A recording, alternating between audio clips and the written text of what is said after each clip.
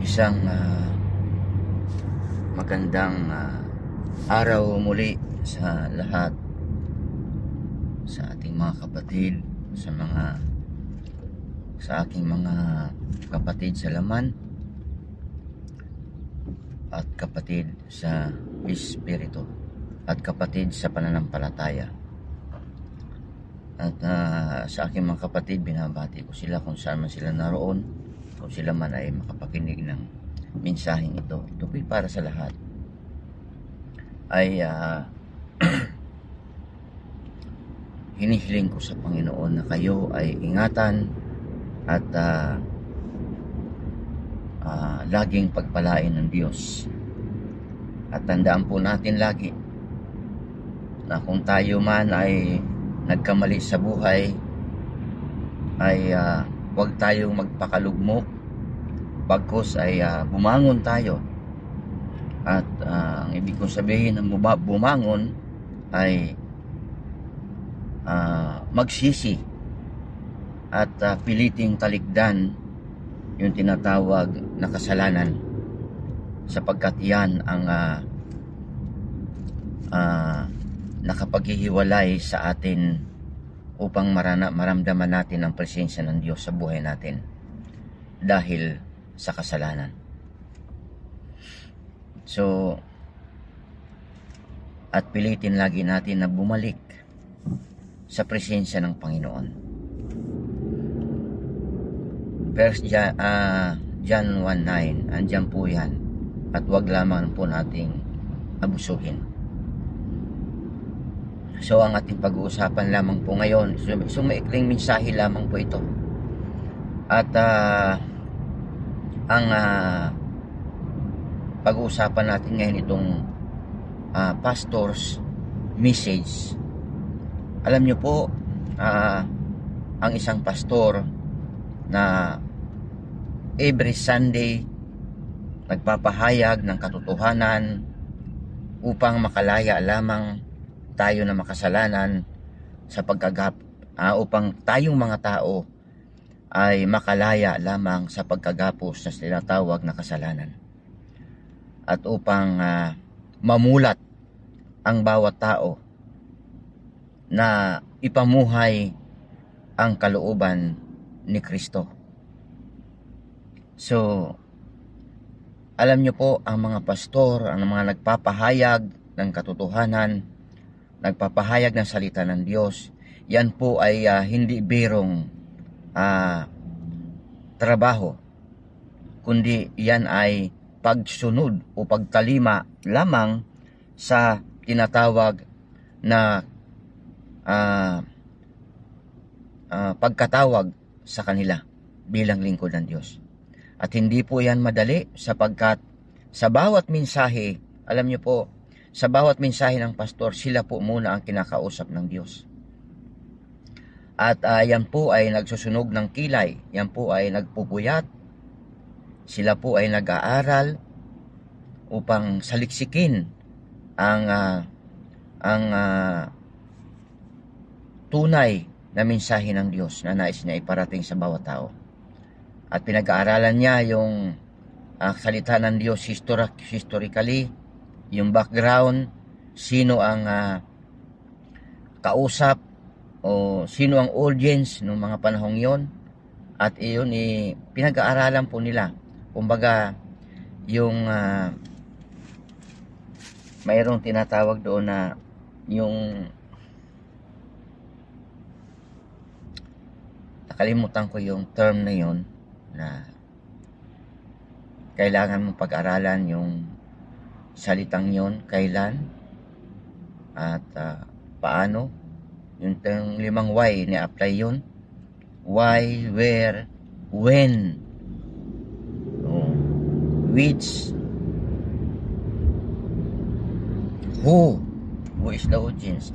Yan po ang mga bagay-bagay na pinag-aaralan. Hindi basta-basta po yan pinapahayag, kundi yan po ay pinag-aaralan ng husto ng isang pastor. At nawa po ay makinig po tayo kapag po mayroong nagpapahayag ang isang pastor o isang sinuman na lingkod ng Diyos, leader man yan, at nagpapahayag siya ng salita ng Diyos, please po, ako po'y nakikiusap na makinig po tayo sa kanila. Nakakahiya po na mayroong nagsasalita at nagbubulungan tayo doon nagsasalita. Makinig tayo ng wasto. Ibig ko sabihin, pakinggan natin ito at mayroong tinatawag na pagsasaisip, pagsasapuso at pagsasagawa. Alam nyo po, kapag hindi po ito nangyari sa atin bilang mga tagapakinig, yung tinatawag na pagsasapuso, pagsasaisip at pagsasagawa, tayo po ang talo. Hindi po ang pastor, hindi po ang Diyos, kundi tayo ang talunan ng mga tagapakinig. Kapag hindi po natin ginagawa yung mga bagay na ito.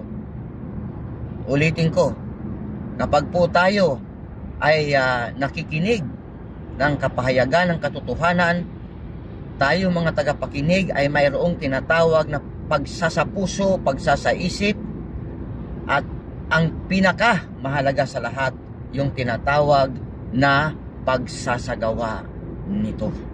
Sapagkat yung ating napakinggan, nababasa, naririnig na katotohanan o kapahayagan ng katotohanan, kapag hindi po ito naisagawa, ito po'y nawawalan ng bisa o kapangyarihan. Ang isang katotohanan, ang isang salita ng Diyos ay nagkakaroon ng bisa o kapangyarihan kapag ito po ay nagaganap sa ating buhay bilang kay Kristiyano. Kumbaga, kapag po ang nakikinig ay nagsasapuso, nagsasaisip lamang at walang pagsasagawa, yan po ang sinasabi na parang batingaw na umalingaw-ngaw na walang dating. Alam mo yung ganon? So, kailangan po i-apply po natin yung tinatawag na application sa buhay. Yan po ang pinakamahalaga. Alam nyo po, kagaya po nung sinabi, hindi lahat ng tumatawag sa Kanya ng ama ko ay makakapasok sa kaharian ng langit. Bakit? Bakit sinabi yon? Hindi lahat ang pumapasok ay makakarating sa langit. Hindi lahat ng tumatanggap, piking pagtanggap ay makakapasok. Bakit? Pakinggan po natin ang the following verse says, kundi yaon lamang sumusunod sa Kanyang kalooban. So, ibig sabihin, yun lamang sumusunod. Ibig sabihin, mayroong tinatawag na pagsasagawa nito. Ibig sabihin, ina-apply natin sa ating sarili. Alam niyo po, pag pinag-usapan yung pagsasagawa, tayo mga tao bilang tao, no? Tayo ay, ang ginagawa natin kung ano yung gusto natin, na kahit mali, ginagawa pa rin natin. Yung tao may pagsasagawa ng kalooban ng Diyos, alam natin na hindi yun ang natural sa atin, pero ginagawa natin sapagkat yun ang kalooban ng Diyos at nararapat. Yun ang mayroong tinatawag na pagsunod. Yung mayroong tinatawag na pagbabago sa ating buhay. Na tayo, bilang hindi likas sa atin ang pagiging masunurin sa kalooban ng Diyos, pero ginagawa nating pilit sa pamamagitan ng paghingi rin ng tulong ng Diyos upang magawa natin ang Kanyang kalooban. So, yan po ang mga bagay na palatandaan. Kaya nga sinabi doon sa 2 Corinthians 5:17, ang sinabi roon, if anyone who is in Christ, the new has come and the old has gone. So, yan po ang dapat na maganap. So, kailangan po, alam nyo po, tayo naman po ay maawa o magkaroon ng konsiderasyon doon sa mga nagpapahayag. Alam nyo po, nalulungkot yung mga, pag nakikita ng isang pastor na mayroon siyang naririnig ng mga boses ng tao sa loob ng simbahan habang siya nagsasalita, nakakalungkot po yun. Hindi po na-encourage ang pastor doon. Kasi parang ini-ignore natin yung katotohanan na pinapahayag niya. Huwag po nating gagawin yun. Hanggat maaari po, fully attentive tayo sa tinatawag na sermon ng isang tagapagpahayag. Pastor man yan, o leader ng church, pakinggan po natin sapagkat napakahalaga po yan for maintaining our salvation. So, at yan po ang mga tip ko lamang sa araw na ito, na kapag po tayo ay nasa loob ng church, ay marapat lamang na our full attention must be there. So, kailangan maging tahimik po tayo, tahimik po ang lahat. Doon sa may mga anak sa church, alagaan po natin. Dapat sa church po talaga, mayroong tagapag-alaga talaga ng mga bata. Isiparit sila para yung sigaw nila hindi maririnig. So, nakaka-istorbo po yan. Lalo na doon sa mga naka-online, no? At pinapalabas sa YouTube, sa Facebook, dapat po ay malinaw dapat, walang interruption ang mga salita na binibitawan ng isang pastor. So kapag po mayroong sigaw ng mga bata, kasi yung mga bata hindi po natin mapipigilan talaga yan po talaga ay minsan sumisigaw, tumatawa. So yan po ang mga dapat na maiwasan natin during pastor's message or kapahayagan ng katotohanan ng isang pastor o isang leader ng church. So yan po ang dapat na maganap sa isang iglesia, no? Huwag po nating hayaan ang mga bata o kaya ng mga bata na sila ay magkakaroon ng disturbance. So upang po ay maging malinaw ang pakikinig ng mga tao. So sayang po kapag po hindi natin pinakinggan ng tama ang ating tagapagpahayag.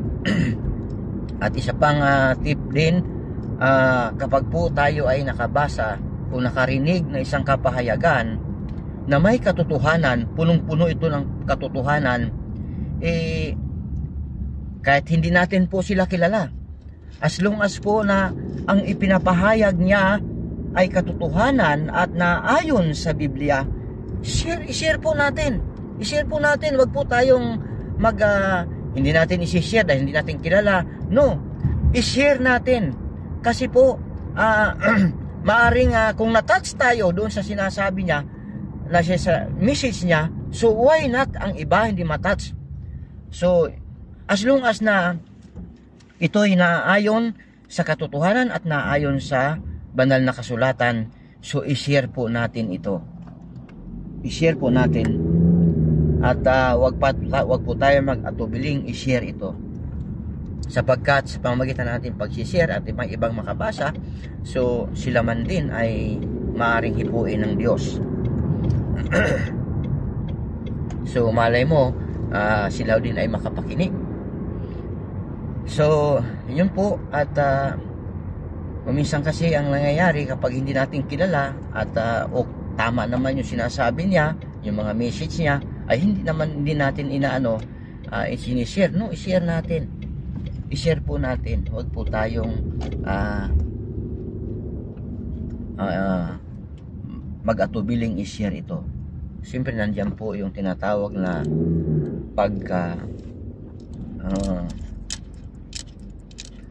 panalangin din na samahan tayo ng Diyos sa pamamagitan ng ating pag-share na hindi tayo magkamali.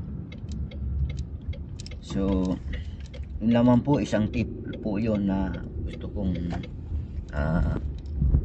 i-share po sa inyo, dahil napakahalaga po ng bawat mensahe ng isang pastor o isang leader ng church na ipahayag ang katotohanan Ngayon po, kapag po hindi natin ito naisa puso, naisa gawa, o naisa isip, so ang tayo po ang talunan. So yan po, at pagpalain tayo ng Diyos at purihin ang Panginoon, at nawa ay lagi tayong gabayan ng ating Panginoong Diyos na buhay. At inuulit ko po sa mga may sakit sa araw na ito, itinataas ko po sa inyo na kayo ay pagalingin ng Panginoon. Lord, have mercy on them, and let the spirit of healing be upon them in the mighty name of Jesus Christ. At alam nyo po, sa mga may sakit, magpakumbaba po tayo sa Panginoon at pagsisihan ang ating mga kasalanan na nagawa. Huwag po tayong mahiyang humingi ng tawad sa ating Panginoon.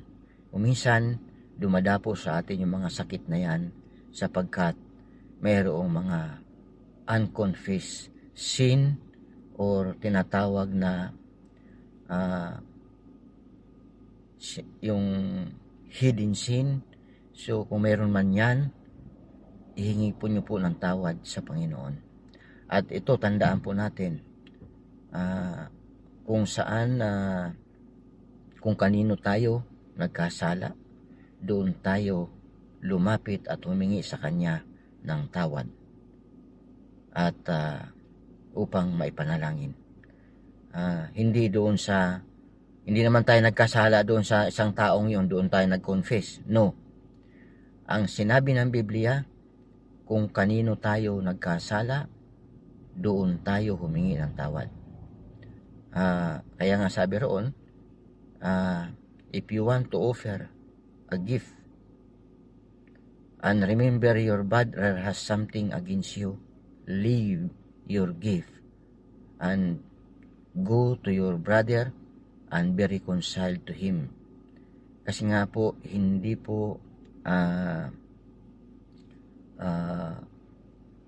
kaaya-aya sa harapan ng Diyos ang ating offering or pagsamba, pananambahan, kapag po mayroong tinatawag na may galit sa atin ng ating kapwa. So, humingi lang po tayo ng tawad. Purihin po ang Panginoon at pagpalain tayo ng Diyos. Salamat po, at God bless us all.